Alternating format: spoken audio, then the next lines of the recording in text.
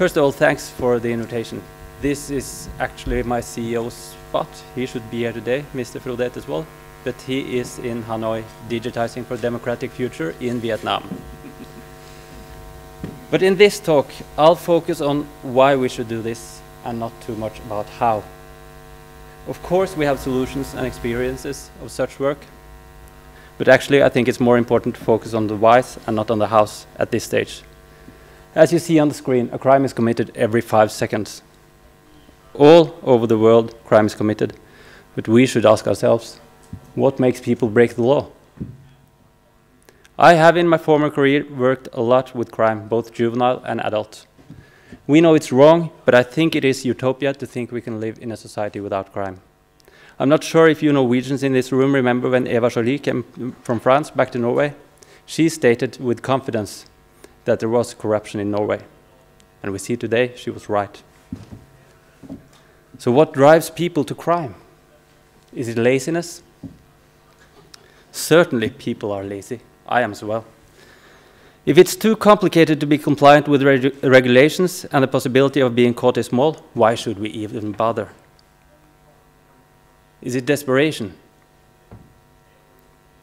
I've met a lot of people committing crime in desperate situations.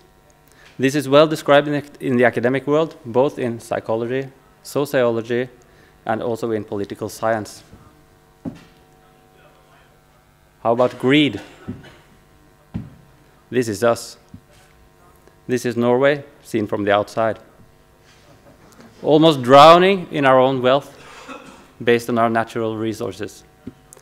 However, I think this is about to shift and we need to have different feet to stand on in the future. Corruption, this is a crime.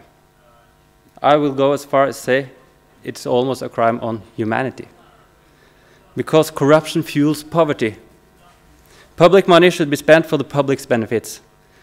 When it's the other way around, corruption fuels and increases the poverty in the country. What if we made it impossible to break the law? What if we remove corruption as an alternative? How are you supposed to do that, you might say? I think the answer to that is eGovernment.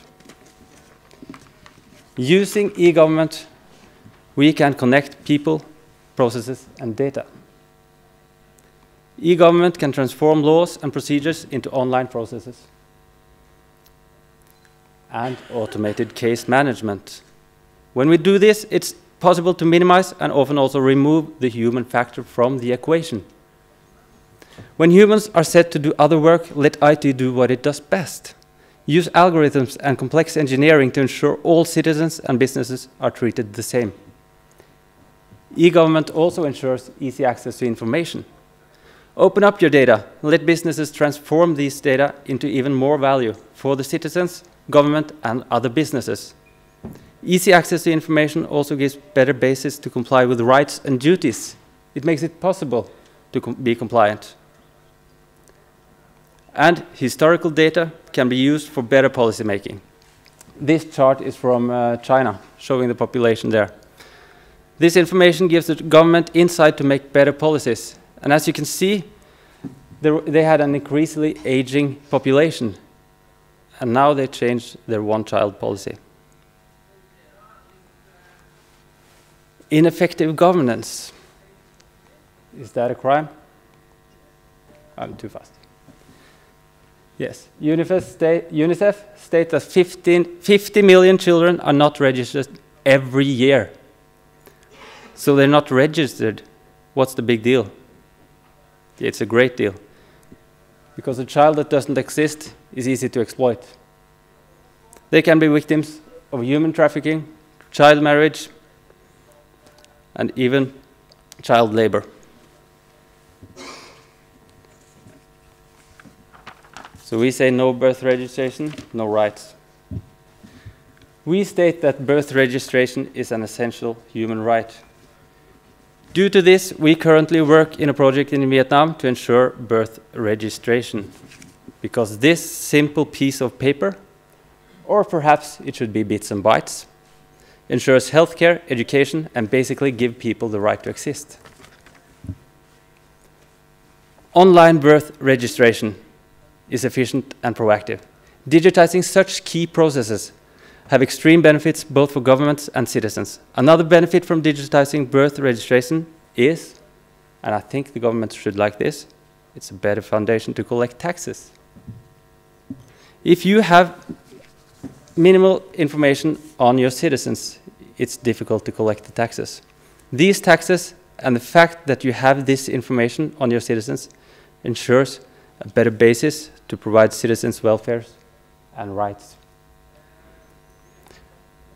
So what about transparency? Transparency is the key to every process to minimize corruption and ineffective governance. Here are a few facts. 1 billion people don't have access to clean drinking water. Here in the mountains of Norway, we don't think about this at all. But the fact is that 1 in 7 of the world's population does not have access to clean drinking water. With eGov and sensors, these sensors can detect toxics and send data to a reporting system. And the logic of this system can determine whether the toxic level is too high or not. Based on the rules, the system can alert decision makers and giving a real-time control on the water quality. How about opening these data so people can check the quality in their hometown? Releasing data online ensures transparency and empowers people to make decisions based on facts. And these decisions can be traceable, verifiable, and justifiable. Now we must remember that Hans Rosling in Gapminder, he tells us that statistics aren't just facts, because behind every number, everything, there is reality. There are people. And when entering such digital solutions, it is important to weigh in on the privacy versus transparency. How much information shall be revealed to ensure transparency? And how can we make sure privacy isn't forgotten due to the high focus on transparency? Some ways to meet privacy requirements are de-identifying data, encryption, logging and traceability in internal case management, use of PKI, and last but not least, let's not forget about sustainability. The sustainable eGov circle, because we are responsible to change and promote our patterns towards a justifiable level. Policies are not set by technology, and the goal is not to remove policies. We want technology to empower the policies. If we make sure policies can be implemented in a sustainable and digital process, we ensure transparency and minimize ineffective governance. So we say there are no limitations in technology, just ethics. And of course, reach out to me whenever you want.